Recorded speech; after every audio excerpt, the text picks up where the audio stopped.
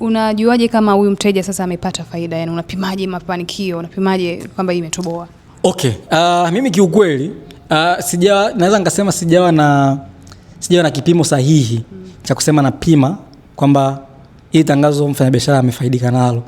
Ila kipimo changu kikubwa na 99% kinafanya kazi kinatoka kwa mfanyabiashara mwenyewe. Mimi namshukuru Mwenyezi Mungu, watu wote ninaofanya nao kazi, kila mtu ukifanya naye anapiga simu. Oya, noma sana.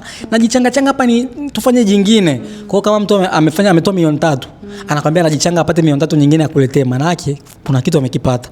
Mtu akitoa milioni 3 asipona faida ni ngumu kurudi. Na kuna watu wengine kabisa yani unajua mimi nishakufanya kazi na mtu kuna namna tu yani unajua kuna sometimes mtu anakuja anakuomba sana na nini.